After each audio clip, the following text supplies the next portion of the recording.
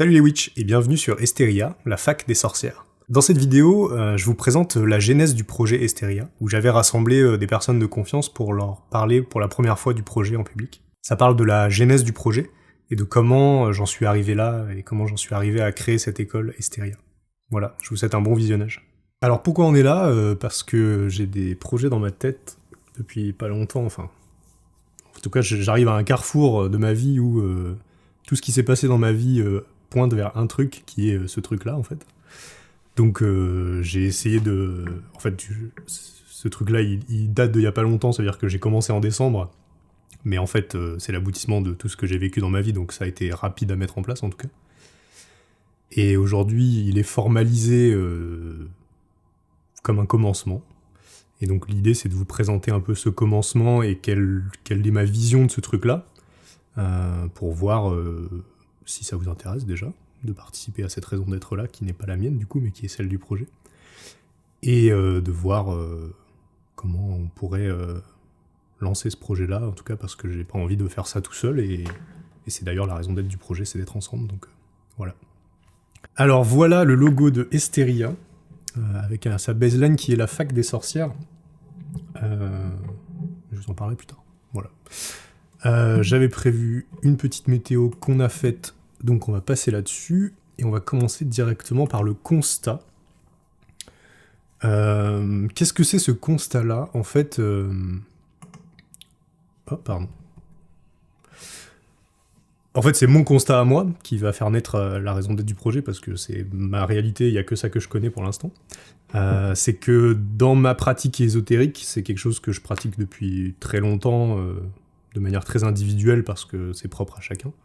Mais en tout cas, quand j'ai ce que j'appelle des épiphanies, c'est-à-dire que quand je comprends quelque chose qui fait du sens pour moi au sein de ma propre spiritualité, ça me procure beaucoup de joie, qui est une émotion cool, donc... C'est bien, je sais que je suis sur la bonne voie en travaillant dans l'ésotérisme en général. Le problème avec la joie, c'est qu'on a envie de la partager. Enfin, c'est pas un problème en soi, mais c'est un problème quand on parle d'ésotérisme, parce que parler d'ésotérisme, c'est assez tabou, de manière générale. Et on trouve pas forcément un interlocuteur, donc en fait, j'ai eu beaucoup de souffrance dans ma vie par rapport à ça, c'est-à-dire que j'avais beaucoup de joie, j'avais envie de la partager, mais je savais pas à qui la partager, en tout cas je trouvais pas les interlocuteurs pour le partager. Voilà, donc ça c'est un constat que j'ai fait dans ma pratique personnelle.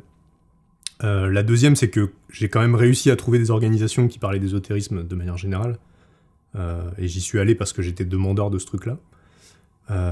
Et du coup, j'ai pu remarquer plusieurs choses. La première, notamment, c'est le manque d'implication et d'organisation de certains organismes,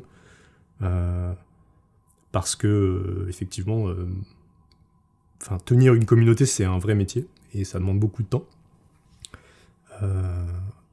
La deuxième chose qui est assez récurrente, c'est les jeux de pouvoir, c'est-à-dire qu'en général, on fait un coven, ou on fait un groupe ésotérique pour avoir soit de l'argent, soit du pouvoir sur les autres. Donc ça, c'est des choses que j'ai pu observer et qui me parlent pas, pour le coup. Et en ce moment, on a aussi la difficulté du distanciel. Je pense à un groupe auquel je fais partie de recherche ésotérique qui, pour le coup, est très actif seulement sur Paris, et du coup, étant là où je suis, c'est difficile pour moi de m'intégrer au groupe. Donc voilà, ça c'est des problèmes organisationnels que j'ai pu rencontrer. Et la dernière chose que j'ai pu constater, surtout quand on débute, c'est que on est attiré par l'ésotérisme. Des fois, on se dit attiré par la sorcellerie ou la Wicca, de manière générale, c'est à peu près par là qu'on rentre en général. Mais c'est très difficile de trouver des informations qui sont fouillées, qui ont été travaillées. Tout est un peu éparpillé partout, notamment à cause du tabou et au fait que les informations sont encapsulées dans des groupes plus ou moins obscurs.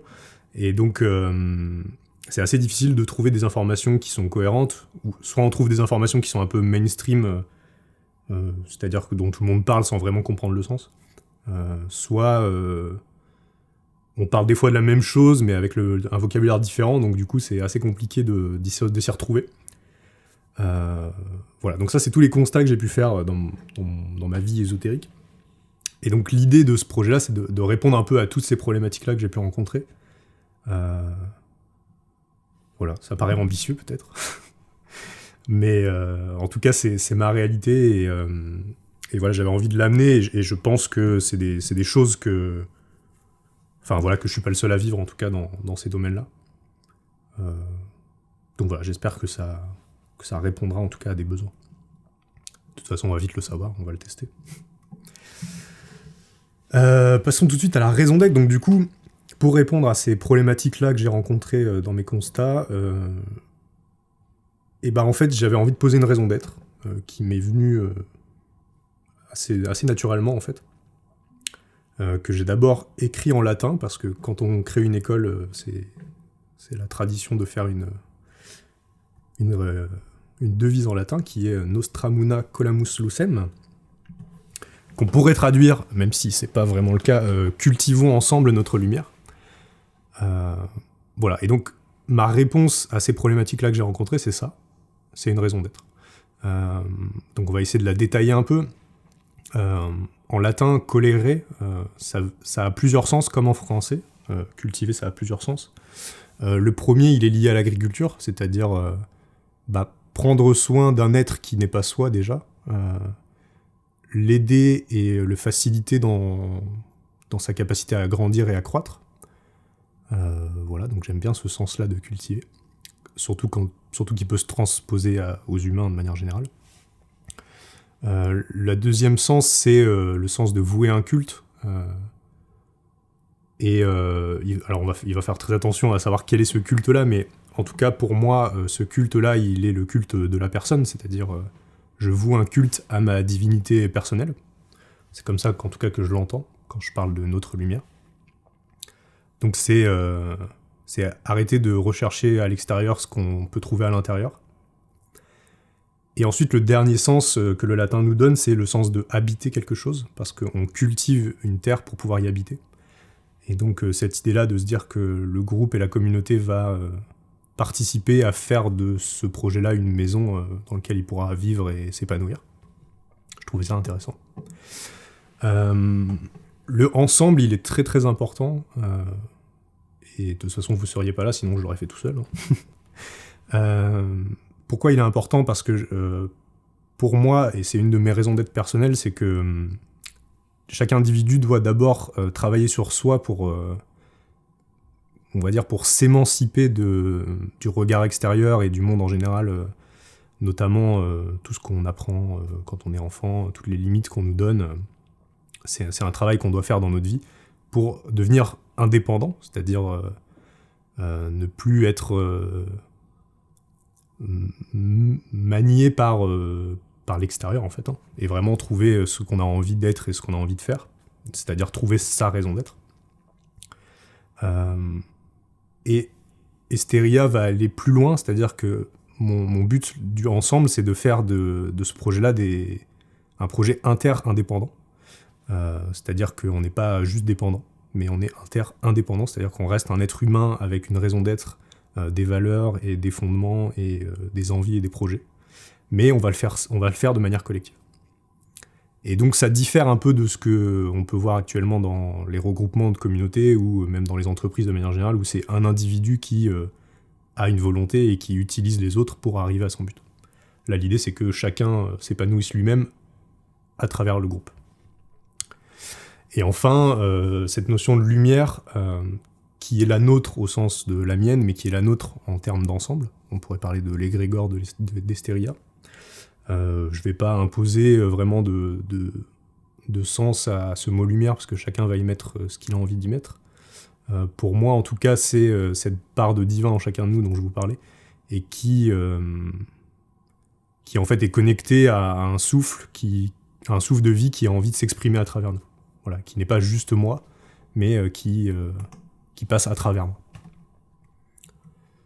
Voilà pour ce qui est de la raison d'être, et en fait j'ai envie de dire, pour participer à Esteria, il suffit juste d'adhérer à ce truc-là, c'est-à-dire soit on y adhère, soit on n'y adhère pas, et c'est tout à fait ok si on n'y adhère pas, mais en tout cas, c'est ce vers quoi on va tendre, c'est un peu notre étoile polaire. Donc j'ai envie de dire que les gens qui vont être au sein de ce projet-là, ils vont se reconnaître dans cette raison d'être-là, comme étant quelque chose qu'ils ont envie d'atteindre. Voilà. Alors comment on fait ça ? il y a un truc qui est très central dans ce projet-là qui s'appelle l'holacratie. Alors je sais pas si vous avez déjà entendu parler d'holacratie, mais c'est des choses que je découvre aussi un peu, mais que j'ai quand même étudié à l'école. En fait, l'idée c'est de trouver un système d'organisation, là où j'ai remarqué que ça pêchait dans plusieurs organisations, où en fait, on n'est plus dans un système pyramidal, mais on est dans un système interindépendant et latéral. On est dans un système où il y a de la transparence, c'est-à-dire que, notamment vis-à-vis de l'argent, c'est des choses qui sont assez tabous en général dans les entreprises ou dans les organisations. L'idée, c'est de se dire, ça coûte tant, ça coûte tant, ça coûte tant, et que tout soit très transparent pour que les gens aient une idée assez claire de ce qui se passe, et pour pas qu'il y ait de secret, en fait. Parce que l'idée, c'est de pas de créer de tension au niveau de l'ego, et de dire, s'il garde quelque chose secret, c'est qu'il a quelque chose à cacher. Donc voilà, l'idée, c'est d'être assez transparent dans cette organisation-là, et que chacun sache ce que fait l'autre, et pourquoi il le fait. Gouvernance partagée, parce que, en fait, il n'y a pas de chef, il n'y a pas de système pyramidal, c'est chacun vit en cercle au sein de plusieurs cercles. Je vais vous expliquer ça un peu en détail. Mais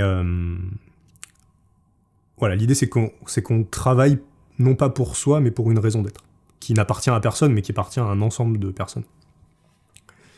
Et donc ça se traduit par un fonctionnement en cercle et des rôles, c'est-à-dire que dans une entreprise classique, je suis une personne et j'ai une fiche de poste, et donc je fais ce pourquoi on me paye. Dans Holacracy, il y a des rôles, et en fait, moi en tant que personne, je vais aller dynamiser des rôles que j'aurais choisis, et je peux dynamiser plusieurs rôles. En fait, Holacracy, on dit souvent que c'est un jeu, et à raison, c'est un peu comme un donjon et dragon, où en fait, je vais venir incarner un elfe, par exemple, et je vais aller vivre des quêtes, et pendant ces quêtes-là, il va falloir discuter avec le groupe, se réajuster, parfois réagir, parfois réfléchir, sauf que je vais pouvoir incarner plusieurs rôles. Et en fait, je saurai pourquoi j'incarne ce rôle, parce que chaque rôle a une raison d'être, qui lui est propre. Voilà, donc l'objectif, comme je disais, c'était supprimer les jeux d'ego, permettre à chaque membre de s'épanouir dans la communauté, et partager cette expérience du vivre ensemble, qui pour moi est fondamentale, et notamment dans l'archétype de la sorcellerie et des sororités de manière générale. Voilà. Alors, pour l'instant, j'imagine que c'est très flou pour vous, pour moi aussi ça l'est un peu, mais... Voilà, je vais essayer de clarifier. En fait, c'est normal que ce soit flou parce que ce projet-là, comme il a juste une raison d'être, il n'est pas formalisé pour l'instant. Et en fait, le but, c'est qu'il soit évolutif et qu'il soit jamais vraiment formalisé, même si chacun sait ce qu'il a à faire et pourquoi il le fait. En fait, ce truc-là, ça évolue, ça va bouger, ça va grandir, ça va rapetissir, ça va vivre, en fait, tout simplement. C'est un organisme. Et donc, la chose qui est très importante pour pouvoir... on va dire filtrer l'entrée dans la communauté, ça va être une porte d'entrée. Donc je parle de membrane, tout à l'heure avec Ludivine, je parlais de placenta, en fait, c'est une poche qui va recueillir un organisme et qui va s'adapter à lui. Et pour rentrer dans cet organisme-là, il faut passer un rite de passage. Pourquoi passer un rite de passage ? En fait, premièrement parce que on peut pas faire rentrer tout le monde dans une communauté, parce que ça la met en danger. Et en fait, il faut que la personne qui rentre prouve sa valeur au sens où elle adhère en fait à la raison d'être. Donc déjà, un rite de passage, ça permet de dire, en fait, est-ce que tu es d'accord avec la raison d'être ou pas ? Ensuite, une deuxième chose, c'est que ça permet d'initier la culture de l'organisme, c'est-à-dire que quand on va se rassembler, on va avoir des habitudes, on va créer des rites malgré nous, en fait, comme dans une famille, où par exemple on fait un repas le dimanche soir en famille. On crée des rites quand on est en communauté, donc il va y avoir ce qu'on appelle une culture de l'organisation qui va naître d'elle-même. Et c'est important qu'une personne qui rentre dans la communauté ait un background et sache de quoi on parle quand elle arrive, quoi. Et ensuite, le rite de passage va permettre à la personne de prouver son intention de contribuer. Parce que un organisme qui rentrerait une personne qui rentrerait dans l'organisme sans participer serait un poids mort à porter. Et donc, en fait, tout ça, ce que je vous explique, c'est quelque chose de très naturel dans la nature, des choses qu'on a oubliées, parce qu'on a mis d'autres choses en place. Mais l'idée, c'est d'être au plus proche de ce que propose la nature. Donc une fois qu'on est rentré dans cet organisme qui va être Esteria, on va rentrer en tant que personne. Et donc je vous invite à regarder la partie de gauche. Je sais pas si on voit ma souris. Mais... il va y avoir ce qu'on appelle une personne, et cette personne-là va être triée de deux manières différentes. Alors j'ai appelé ça les initiés parce que c'est un background et c'est culturel pour moi, et ça veut pas... Enfin, c'est pas péjoratif à mon sens. Les initiés, c'est ceux qui contribuent à faire que la communauté grandit. Et les étudiants, c'est ceux qui arrivent dans un but d'acquérir des compétences et de vivre des expériences de changement. Donc il y a ceux qui vivent les expériences de changement et ceux qui les font vivre. Ça va être deux catégories de personnes différentes qui peuvent s'inverser, s'entrecouper. Je peux être à la fois enseignant et à la fois étudiant, il n'y a pas de problème. Mais en tout cas, on va définir ces deux typologies de personnes. Et ensuite, chaque personne devra prendre des rôles. Alors qu'est-ce que c'est qu'un rôle ? Un rôle, il a une raison d'être. Par exemple, le rôle secrétaire, il va avoir pour rôle de prendre note de tout ce qui se passe, de convier les gens en réunion, et d'être le garant que le cadre de la réunion soit posé. Dans un organisme, par exemple. Ensuite, ce rôle-là, il va avoir des domaines. Qu'est-ce que c'est qu'un domaine ? En fait, c'est quelque chose qui est un peu chasse-gardée. C'est quelque chose qui lui appartient et que personne ne peut toucher. Par exemple, le rôle administrateur du site, il est responsable de l'administration du site et personne d'autre peut toucher au back-office du site, par exemple. Ça permet de... En fait, ce truc-là est hyper important parce que dans les organismes actuels, on a des personnes qui ont des rôles plutôt implicites, c'est-à-dire que moi je fais du graphisme et des fois je réponds au téléphone, des fois je réponds aux clients sur des problématiques qui ne me concernent pas, parce qu'en fait il n'est pas explicitement dit qu'une personne doit répondre au téléphone. Dans un fonctionnement en holacratie, ça n'existe pas, c'est-à-dire que chaque chose qui arrive au sein de l'organisme est définie à un rôle, et donc chacun sait ce qu'il a à faire. Et en fait, l'holacratie, c'est une culture de l'explicite. Tout le monde sait ce qu'il a à faire et pourquoi il le fait. Et ensuite, en tant que rôle, on a des redevabilités, c'est-à-dire que, par exemple, moi en tant que secrétaire, rôle secrétaire, enfin Nicolas qui dynamise le rôle secrétaire, je sais que je dois répondre au téléphone. Et donc si on vient me demander en disant qui a appelé ce matin, je suis redevable à la personne qui vient me demander de dire il y a machin qui a appelé, il y a machin qui a appelé, parce que ça fait partie de mes redevabilités. Voilà ce que c'est qu'un rôle. Au sein d'Esteria, j'ai commencé à lister quels seront les rôles. Et je vous expliquerai ça peut-être plus en détail, même si vous avez des questions plus tard. On va essayer de ne pas rentrer trop dans le détail, mais même si j'imagine que vous avez envie de rentrer dans le détail. Voilà. Et maintenant, on va passer au cercle. Alors, qu'est-ce que c'est qu'un cercle ? En fait, un cercle, c'est un ensemble de rôles. En sachant qu'il y a un cercle de base, qui va être Esteria, qui va être le grand cercle. C'est-à-dire qu'il n'y a pas d'organisme qui existe au-dessus d'Esteria. Même si, en l'occurrence, c'est faux, parce qu'au-dessus, il y aura les initiés, mais on n'en parlera pas aujourd'hui. Donc c'est-à-dire que quand je rentre dans Esteria, je suis dans le plus grand cercle, et dans ce grand cercle, il va y avoir des rôles. Il va y avoir un rôle de facilitateur, de secrétaire, de trésorier, un rôle d'admission, un rôle de leader. Voilà, donc en fait, Esteria est un cercle dans lequel il y a plusieurs rôles. Mais du coup, c'est aussi un rôle. En fait, le rôle d'Esteria, il a une raison d'être, il a des redevabilités, et il a des domaines. Donc je vais vous présenter un peu la structure de qu'est-ce que sera Esteria, du moins qu'est-ce qu'il est pour l'instant dans ma tête, même s'il va évoluer, effectivement. Il se compose en plusieurs cercles. Le premier qui est au milieu, qui est le cercle clan. En fait, quand on va rentrer dans Esteria, on va faire partie du cercle Esteria, mais on va aussi faire partie d'un clan, qui est divisé... Donc du coup, il y a 4 clans, qui sont en rapport avec les 4 éléments. L'idée, c'est de regrouper les gens plutôt par tempérament. Voilà, des gens qui sont des tempéraments très dynamiques, des gens qui ont des tempéraments un peu plus sensibles. Voilà, en fait, l'idée de sectoriser, c'est que chaque personne puisse à la fois avoir de l'ouverture et aller visiter chaque cercle, et en même temps, quand on vient dans un cercle, en général, c'est pour quelque chose de très précis. Et donc ça permet d'avoir un niveau de granularité, de se dire, moi je viens pour apprendre l'astrologie par exemple, et donc je vais aller dans l'endroit qui me concerne, mais je suis pas fermé et cloisonné à ce truc-là, c'est-à-dire que je peux bouger et aller voir plusieurs choses. Au sein de ce clan-là, il y aura des échanges, des événements, et c'est quelque chose de public. Ensuite, on a des clubs, c'est-à-dire que les étudiants vont pouvoir ouvrir des clubs, par exemple un club d'astrologie, qui va être du coup autodirigé, c'est-à-dire qu'il n'y aura pas de personnes extérieures au club, ça va s'autogérer en fait, on n'aura pas besoin d'aller voir qu'est-ce qui se passe, les gens vont prendre leur rôle et vont faire vivre ce club-là, sur des sujets qui les intéressent. Moi j'ai déjà un club qui m'intéresse, c'est de faire Esteria sur Minecraft. Mais voilà, on verra. Ensuite, on a des coven. Les coven, c'est un peu comme des clubs, sauf que c'est privé. Ça permet aux gens qui ont lié des amitiés au cours de l'aventure de se regrouper entre eux, entre potes en fait. Voilà, il y a des règles, ça sera limité à 12 personnes, et c'est des choses qui sont privées. Donc personne ne peut rentrer dans le coven à part s'il y est invité.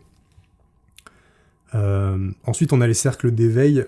Un cercle d'éveil, c'est quand un accompagnant va proposer un stage, par exemple, un stage de yoga. Tous les membres de ce stage-là, pour la durée du stage, vont rentrer dans un cercle pour pouvoir continuer à échanger, à discuter. Et en fait, je différencie les accompagnements des enseignements, qui pour moi vont être deux choses différentes. Un enseignement, c'est un ensemble de savoir qui est donné. Un accompagnement, c'est quelqu'un qui vous accompagne dans une démarche de transformation. Ça peut être voilà, des stages, du coaching par exemple, ça rentre dans le cercle d'éveil. Et donc quand on fait de l'enseignement, on va rentrer dans des cohortes. J'espère que je suis clair, on le verra plus tard. C'est-à-dire que moi je viens pour apprendre l'astrologie, il y a un cours d'astrologie qui commence en mars, et ben je vais rentrer dans la cohorte avec tous les gens qui suivent le cours en même temps que moi. Ça permet de créer des échanges et de pas parler d'astrologie en plein milieu d'un clan, parce que ça va pas intéresser tout le monde. Voilà. Ensuite, on a les ordres. Qu'est-ce que c'est qu'un ordre ? En fait, c'est des personnes expérimentées qui vont se regrouper autour d'un métier. Par exemple, des gens qui pratiquent la spagyrie, par exemple, vont pouvoir se regrouper au sein d'un ordre pour échanger sur leur pratique. Donc c'est privé parce que ça demande d'avoir un certain niveau d'expérimentation, en fait, tout simplement. Et ensuite, on a le cercle projet, qui vont en fait, c'est une typologie de cercle. C'est-à-dire que, par exemple, l'idée, ça serait peut-être de faire un blog avec tout ce que les gens partagent. Et donc, on va créer un cercle blog, où il y aura des rôles à l'intérieur, et les gens vont être responsables de faire vivre ce projet-là. Donc, j'ai commencé à lister, il y aura des projets autour de cours, par exemple, si on veut co-créer un cours, ou pareil pour l'accompagnement, il y aura un projet autour d'Instagram pour communiquer autour de l'école. Autour de YouTube pour apporter à l'extérieur du cercle des connaissances et pour ouvrir le partage. Voilà, la newsletter, mais il y en aura plein en fonction de vos envies et de vos besoins. Et ensuite, on a la boîte à rêves, que j'ai rajouté ce matin, parce que j'ai trouvé ça cool. L'idée, ça serait de dire, bah voilà, moi j'ai un rêve, mais je peux pas le faire tout seul. Du coup, je le pose dans la boîte à rêves, et chacun voit le tableau des rêves et se dit, bah ce rêve-là, il me parle, et j'ai envie de l'accomplir avec toi, et ben on y va, quoi. Et de créer à ce moment-là un cercle projet. Voilà, c'est assez dense, mais en tout cas, c'est ça la membrane d'Esteria pour l'instant, et elle risque d'évoluer au fur et à mesure. Je vais faire un zoom sur les clans et les ordres. En fait, quand je parlais tout à l'heure de clarté vis-à-vis... quand je parlais de vocabulaire et le fait que les informations sont éparpillées, c'est quelque chose qui est très important pour moi de segmenter et de sectoriser, même si c'est compliqué à faire, au sein de ce qu'on va appeler des matières, parce que voilà, quand on va à l'école, on apprend les maths, on apprend la physique, on apprend le français. Même si je vais utiliser du français dans les mathématiques, tout est interrelié, mais en tout cas, quand on arrive dans une école et qu'on est dans un but d'apprentissage, c'est important de segmenter les choses pour pouvoir les assimiler, et après on peut se permettre de faire de l'extra-cercle et de parler d'un peu tout. Donc je me suis beaucoup inspiré du Viking pour ça, mais c'est un schéma qui est très important pour moi, ce truc-là, parce que en fait, c'est un peu mes croyances que je mets là-dedans. C'est un peu comme ça que je vois la spiritualité de manière générale, avec quelque chose en haut que je vais appeler la source et que je vais pas détailler parce que chacun y mettra ce qu'il veut. Mais en tout cas, voilà, pour moi, c'est ce truc divin-là qui est difficile à expliquer. Ce truc-là, il est divisé en deux catégories, deux opposés et en même temps deux complémentaires qui sont le féminin et le masculin, que je vais pas détailler là, et pour moi, il y a quelque chose au milieu qu'on oublie trop souvent, qui est que j'ai appelé androgyne ici, mais qui est en fait ce rôle de marieur, en fait. C'est l'aimant qui va faire en sorte que le féminin et le masculin vont rester ensemble. Et ce rôle-là, il est oublié parce qu'il est invisible, mais il est très important. Ensuite, quand on va prendre le féminin, donc le féminin c'est une polarité, c'est pas le sexe féminin, c'est un archétype en fait, hein, c'est un ensemble de sens qu'on rattache au féminin. Si je prends le féminin du féminin, je vais avoir ce qu'on appelle l'élément terre. Et si je prends le masculin du féminin, parce que tout est dans tout, donc il y a toujours un équilibre à respecter, il y a toujours du féminin et du masculin dans chaque chose, on va avoir l'élément eau. Et pareil pour le masculin, si je mets du féminin dans mon masculin, je vais avoir l'air, et si je mets du masculin dans mon masculin, je vais avoir du feu. Et donc ça, c'est la base des clans chez Esteria, c'est-à-dire que tout ce qu'on va pouvoir rattacher au feu, par exemple la témérité, le courage, le fait d'aller en avant, voilà, c'est des choses qui se regroupent autour de l'élément feu et qui vont pouvoir créer des clans où les gens vont pouvoir parler le même langage. Et donc, si je prends le feu et que je mets du masculin dans mon masculin, je vais créer ce qu'on appelle un ordre, qui est en fait pour moi un ensemble de pratiques magiques qui correspond à ce feu du feu. J'espère que je suis clair, mais je pourrais repréciser au cas où. Et donc pour moi, par exemple, cet ordre-là s'appellera l'ordre des paladins. Et en fait, un paladin, c'est un guerrier qui se bat pour ses convictions.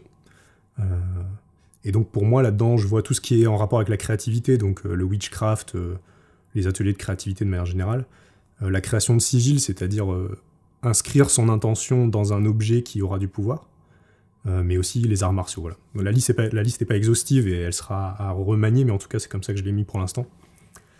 Voilà. Donc quand je prends le féminin du feu, je sais pas si je suis clair, mais en gros si je prends mon masculin, que je remets du masculin et que je mets du féminin, on a ce qu'on va appeler l'ordre des prêtresses, ou l'ordre des prêtres, qui a pour rôle de ce qu'on appelle, alors, les paladins créent, les prêtres désirent.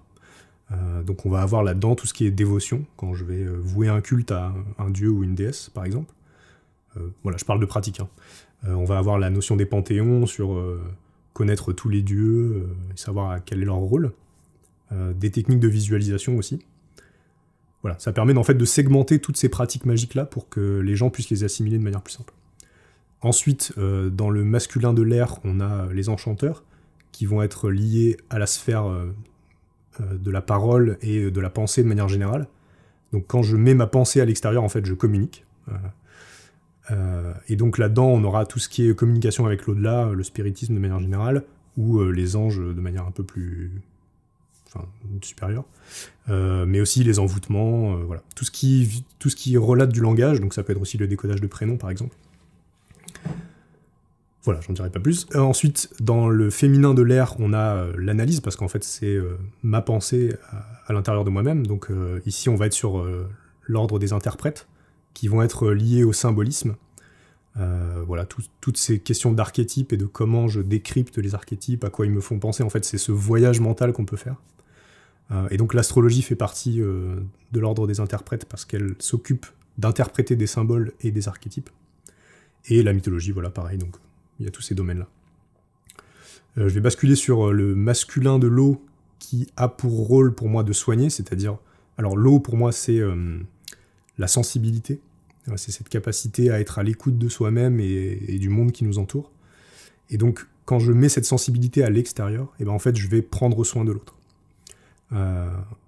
Et comment je prends soin de l'autre ? Et ben, je prends soin de l'autre avec le règne végétal qui est beaucoup lié à la sensibilité et aux émotions. Donc ça donne de l'herboristerie, de la spagyrie. La spagyrie, c'est une voie de médecine par les plantes. Mais voilà, la phytothérapie, ça marche aussi. Et aussi le magnétisme, qui est moins tangible, mais qui relate pour moi de cette notion de soigner et d'être dans le soin vers l'extérieur. Ensuite, le féminin de l'eau, ça va être les oracles, parce que cette sensibilité-là à l'intérieur de nous, ça va être cette capacité à recevoir. Donc à recevoir des messages. Donc j'ai mis le tarot ici, mais le tarot pourrait aussi se retrouver dans le symbolisme, tout dépend de la manière dont on va pratiquer le tarot. Mais tout ce qui est intuition et médiumnité va clairement rentrer dans le féminin de l'eau. Ensuite, le masculin de la Terre, c'est le fait de faire, en fait, hein, tout simplement, et de structurer les choses. Et donc, je pense notamment aux bâtisseurs de cathédrales. De là-dedans, on va retrouver des pratiques comme la géométrie sacrée, la création de cérémonies, de choses assez factuelles. Voilà, on fait ça, après on fait ça, on fait ça. Des gens qui aiment bien les procédures. Mais aussi, la structure, pour moi, c'est le rythme. Et donc là-dedans, je vais mettre la danse, les danses de manière générale, et les trans. Voilà, les derviches tourneurs, par exemple.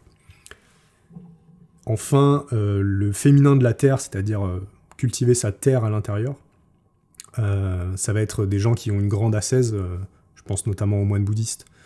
Donc là-dedans, on va retrouver la méditation, le yoga et la lithothérapie, tout ce qui va travailler avec le règne minéral en tout cas. Et ensuite, on a l'ordre que j'ai appelé l'ordre des initiés, j'expliquerai pour moi ce que c'est qu'un initié, qui a pour but de relier tout ça en fait. Et donc c'est ce que j'essaye de faire en tout cas à travers Hysteria, à travers ce schéma en tout cas là, c'est de voir comment tous ces contraires et tous ces complémentaires peuvent vivre ensemble. Et donc le rôle de l'initié, ça va justement être d'initier les autres à une pratique, mais aussi de faire en sorte qu'ils arrivent à vivre ensemble. Voilà. Pour moi, en fait, à la base, j'avais appelé ça le rôle du facilitateur. Parce que pour moi, ça représente bien ce que c'est, mais il y a déjà un rôle de facilitateur qui est pris, donc je ne pouvais pas prendre facilitateur. Voilà, c'était un truc assez dense, mais en tout cas, ça exprime bien ma conception de ce que va être Hysteria dans l'enseignement et la pratique.